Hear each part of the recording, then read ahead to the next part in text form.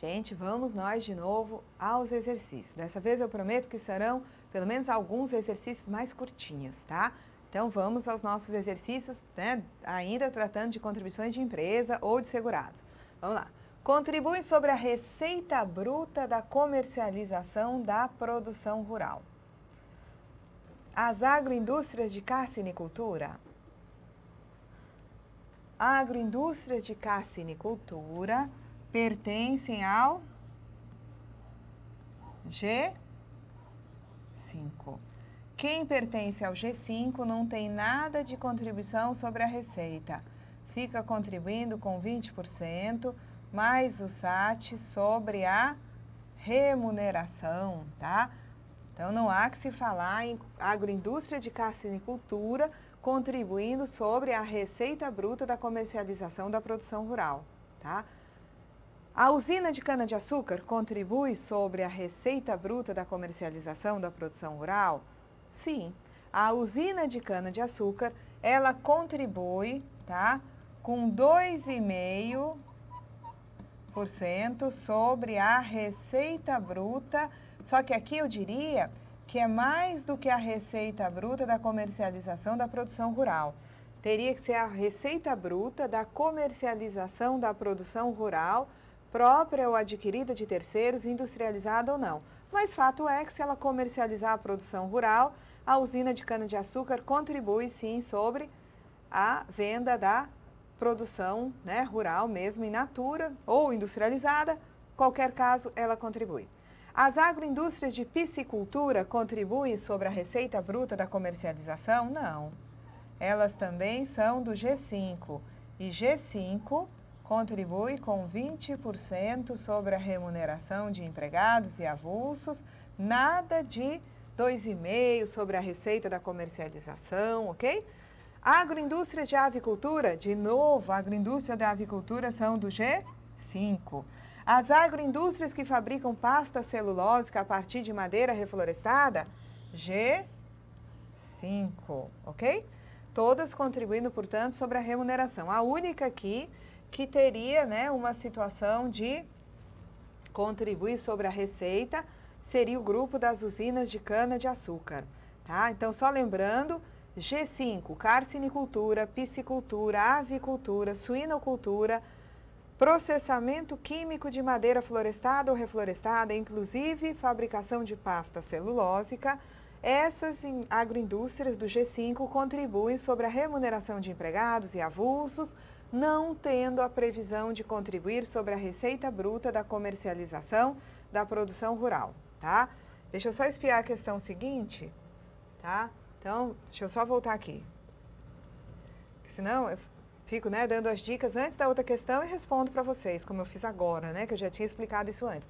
É o seguinte, nesse caso aqui, das agroindústrias que fazem processamento químico de madeira, existe um limite para a venda de resíduos, para que elas mantenham essa tributação sobre a folha de pagamento e não sobre as vendas. As agroindústrias que fazem processamento químico de madeira florestada ou reflorestada têm que respeitar, no que diz respeito à receita obtida com a venda de resíduos de produção, tá? Venda de resíduos, tá certo? Gente, deixa eu apagar aqui que eu ainda continuo apanhando, viu? Daqui a 5 aulas eu aprenderei.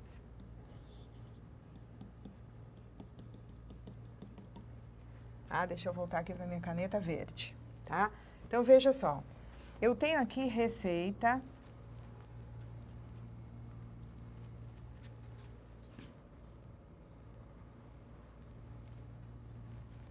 Receita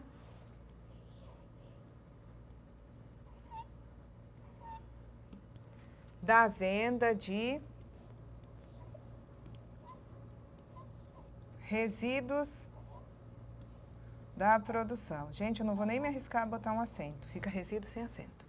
Receita de resíduos, tá? Tem que obedecer a esse limite. Ela tem que ser menor que 1%, tá? Da receita bruta total das vendas, tá? Então, aqui, viu, gente?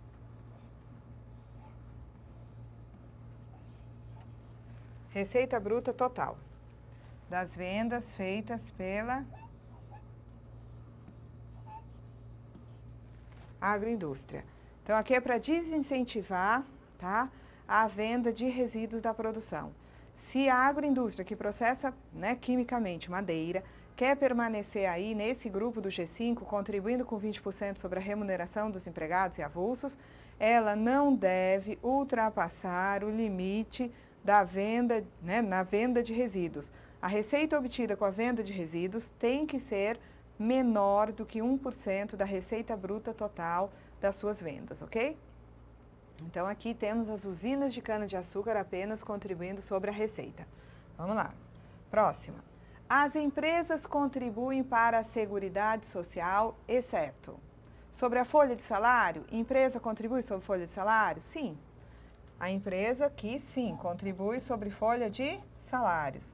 As empresas contribuem sobre concurso de prognóstico? Não. Concurso de prognóstico, gente, são as loterias. Aqui não há previsão de que o contribuinte seja a empresa. O contribuinte é qualquer apostador que aposte na Mega Sena, que vá apostar em cavalo no prado de corrida, tá? Que participe de um sorteio de números mediante a compra de uma cartela, tá? Então, concurso de prognóstico não é base para a contribuição da empresa. As empresas contribuem sobre a receita ou faturamento? Sim, vão ter aqui a COFINS, né? Ou também aí temos o PIS/PASEP sobre a receita ou faturamento. As empresas contribuem sobre rendimentos pagos a pessoas físicas, mesmo sem vínculo empregatício? Sim. As empresas contribuem sobre o lucro? Sim, também a contribuição social sobre o lucro. Então, temos aqui sobre a folha de salários, o que nós teríamos? 20%, SAT, GILRAT. Se tem um trabalhador exposto a agente nocivo, nós teríamos também o adicional para custeio da aposentadoria especial, né? Se é exposição a ponto de dar direito à aposentadoria especial. Sobre a receita ou faturamento, teríamos a COFINS, teríamos o PIS/PASEP. Sobre rendimentos pagos a pessoas físicas, mesmo sem vínculo empregatício, a empresa está obrigada a recolher a contribuição aí de 20% sobre a remuneração paga a avulsos, a contribuintes individuais, não é? E sobre o lucro, eu teria a contribuição social sobre o lucro. Então, aqui a única situação aqui que não consideramos base de contribuição de empresa é o concurso de prognóstico. Apesar de a contribuição sobre a renda líquida dos concursos de prognóstico ser considerada como uma contribuição social, mas não é devida por empresa. Vamos lá. E essa aqui aumentou, gente. As outras eram menores, mas essa aqui não tem remédio. Vamos lá. Quanto às contribuições devidas pelas empresas à Seguridade Social, está incorreto afirmar que a empresa está obrigada a recolher, além da contribuição básica patronal, aquela destinada ao financiamento dos benefícios concedidos em virtude do grau de incidência de incapacidade laborativa decorrente dos riscos ambientais do trabalho, a qual dependerá do grau de risco de sua atividade preponderante. Vocês concordam? Que uma empresa está obrigada a recolher, além da contribuição básica patronal, o que eu chamaria de contribuição básica patronal? Eu poderia dizer que essa contribuição básica diz respeito aos 20%, não é? Que são pagos sobre a remuneração de um empregado, sobre a remuneração de um avulso, né? Então, além dessa contribuição de 20%, tem que recolher aquela destinada, o que é isso tão longo assim, destinada ao financiamento dos benefícios concedidos em virtude do grau de incidência de incapacidade laborativa decorrente dos riscos ambientais do trabalho? O que é essa conversa comprida? Isto, gente, é o SAT-GILRAT. E o SAT-GILRAT depende de quê? Do grau de risco da atividade preponderante, tá? Então, pagar SAT no percentual de 1, 2 ou 3% é dependente do grau de risco da atividade preponderante. Está correto isso daqui, tá? Vamos para B? Estão as agroindústrias, ao contratarem contribuintes individuais, obrigadas a contribuir com 20% sobre a remuneração paga aos prestadores de serviço, mesmo se essa remuneração ultrapassar o teto. Então, aqui vocês devem pensar, agroindústria? Ela não disse aqui se é agroindústria em geral ou agroindústria do G5. Como é que eu vou saber se vai pagar esses 20%? Simples. Você só deve se preocupar em classificar uma agroindústria como em geral ou do G5, tá? Quando há questão cogitada a contratação de empregados ou de avulsos. Quando se tratar de contratação de contribuintes individuais, tanto faz, qualquer tipo de agroindústria estará obrigada a contribuir com 20% sobre a remuneração paga a este prestador de serviço, tá? E veja, a contribuição de 20% será paga mesmo se a remuneração ultrapassar o teto. Vamos dizer que essa agroindústria contratou um advogado, pagou esse advogado honorários advocatícios no valor de R$30.000. Qual é a contribuição da agroindústria enquanto contratante deste advogado, contribuinte individual? 20% sobre os R$30.000. Mas e se fosse uma agroindústria em geral? 20% sobre a remuneração do advogado. Se fosse uma avicultura, uma piscicultura, 20% sobre a remuneração dos contribuintes individuais. Tá? Para contribuintes individuais, eu não me preocupo qual é o tipo de agroindústria que o está remunerando, ok? Tá? Então, aqui está correta. Vamos às outras alternativas. Os hospitais que mantenham médicos residentes estão obrigados a contribuir com 20% sobre a bolsa paga aos referidos médicos? Verdade, viu, gente? Verdade, porque esses médicos residentes, eles são CIs. Médico residente é contribuinte individual, então não só ele, médico residente, vai sofrer a retenção de 11% sobre o valor da bolsa, como o hospital, enquanto contratante, tá, vai pagar 20% sobre a bolsa, tá? É verdade. D, a partir da competência em que o segurado fizer a opção pela exclusão do direito ao benefício de aposentadoria por tempo de contribuição, é de 20% sobre o valor correspondente ao limite mínimo do salário de contribuição, a alíquota de contribuição do segurado contribuinte individual que trabalhe por conta própria, sem relação de trabalho com empresa ou equiparado, tá?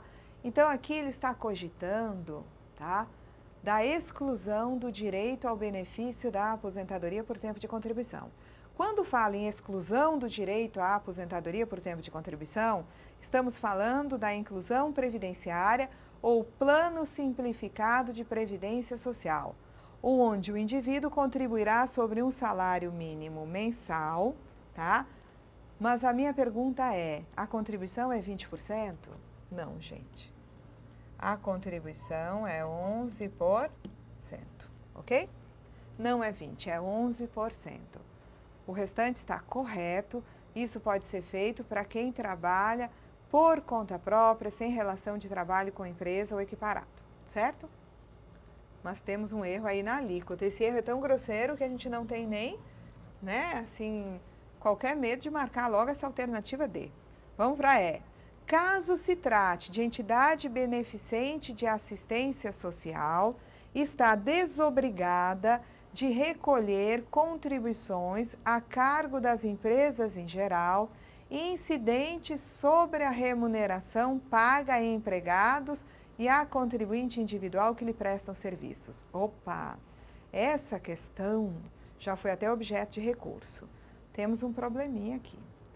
Toda entidade beneficente de assistência social está desobrigada de recolher contribuições a cargo das empresas em geral, incidentes sobre a remuneração paga a quem lhe presta serviço, tá? Negativo. Tem que dizer que é uma entidade beneficente em gozo de isenção. Ou dizer que é uma entidade beneficente que atende aos requisitos exigidos na lei para usufruir de isenção. Só dizer que se trata de uma entidade beneficente de assistência social, que isso vai determinar que ela esteja desobrigada de recolher contribuições a cargo das empresas, isso está incorreto, viu, gente? Porque a gente não deverá assumir que toda entidade beneficente de assistência social é isenta. Só é isenta aquela que comprove ter, né, cumprido os requisitos na lei, previsto na lei para obtenção da isenção. Então, gente, infelizmente, vamos anular essa questão. porque temos duas alternativas incorretas, ok? Então, deu para entender aqui o motivo? Vamos conversar aqui. Toda entidade beneficente usufrui de isenção só porque é beneficente? Não. Só usufrui da isenção a entidade beneficente de assistência social que cumpra os requisitos da lei para obtenção desse benefício, certo? Tá? Então, cuidado, não aceitem também na prova entidades filantrópicas. Tá? Aquela que usufrui da isenção quando cumpre requisitos legais, ela é referenciada na Constituição Federal como sendo a entidade beneficente de assistência social, tá? Mas não basta dizer que é entidade beneficente para assumir que está posta a situação de isenção, ou, já que se trata de previsão constitucional, de imunidade, na verdade, tá? Você teria que ter a referência expressa, cumprimento de requisitos ou a própria isenção já estabelecida, ok? Então, temos aí, infelizmente, que anular essa questão. Alguns alunos já tinham resolvido, isso aqui foi apresentado enquanto simulado no site, aí eu vou passar, né? Que vocês estão me assistindo agora no site, mas já resolveram essa questão antes, se vocês lembrarem, antes do concurso do Ministério da Fazenda. E lá atrás, tá? Num primeiro momento não vieram recursos, adiante veio questionamento de aluno dizendo, poxa vida, Cecília, aí tem uma entidade beneficente sem dizer que é isenta e você está desobrigando essa entidade de contribuir sobre a remuneração de quem lhe presta serviço, isso não pode. Então, né, eu trouxe a questão exatamente para mostrar isso. Então, por enquanto, ficamos por aqui, tá? E na próxima aula, mais alguns exercícios. Até lá!